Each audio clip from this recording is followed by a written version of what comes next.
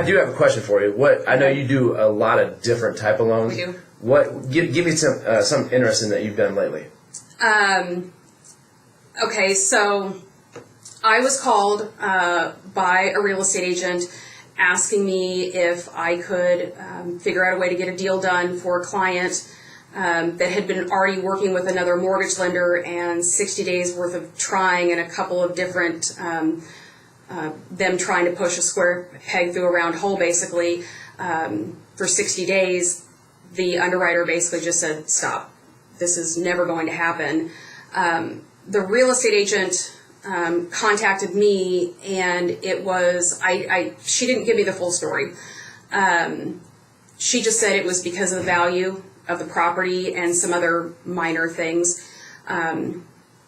Once I got the appraisal back in, and I was going to take this secondary market just like the other lender. I didn't think that I would have a problem with the value of the property. The property came back that it had two houses, so a main house and then a guest house. And for Fannie Mae and Freddie Mac, if you do not have a comparable sale on the appraisal that also has what's called an accessory unit, they won't buy it. The other thing that the real estate agent didn't tell me was that it was zoned commercial and not residential. And I'm doing a loan to a person and not a business, so that makes it a big deal. Mm-hmm. It had, like 5 years ago, the person that had owned the house had run a daycare in the property, and she had to have it zoned commercial, and they just never changed it. So once we got the appraisal back, and we also had to decline it, but our value came in like $15,000 higher than the other mortgage bank did. So my value was not a problem. It was the accessory unit and the commercial because of Fannie Mae and Freddie Mac.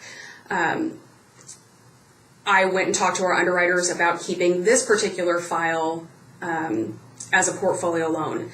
And she didn't qualify based on credit, but I got the underwriter on the phone and I did a really good explanation.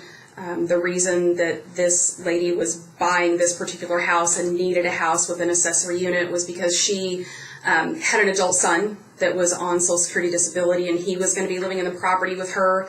And the things that had caused her credit to be not so great were medical bills that she had incurred on her credit because of her son. But Mr. Underwriter, if you would look at everything else that she's ever paid on her entire life, she's never missed a payment on anything.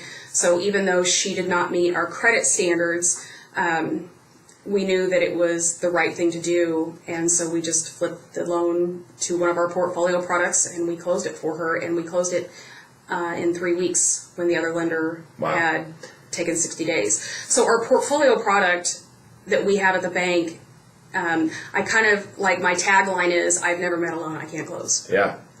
Ever. That's true. Because we always have plan B if my plan A doesn't work. Yeah. Or somebody else's plan A doesn't work. Yeah. Basically. That's a great story. Yeah, she cried. Oh, I'm sure. Yeah. No, that's awesome. So, I mean, you've done some good stuff for us in the past, and I hear stories all the time from you. So, it's great.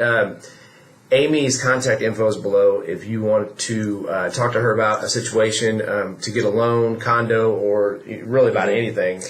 Anything that's unique that another lender says that they can't do because of the property, that the property is super unique or the scenario is super unique, I would be willing to bet I could do it. And she does easy loans too.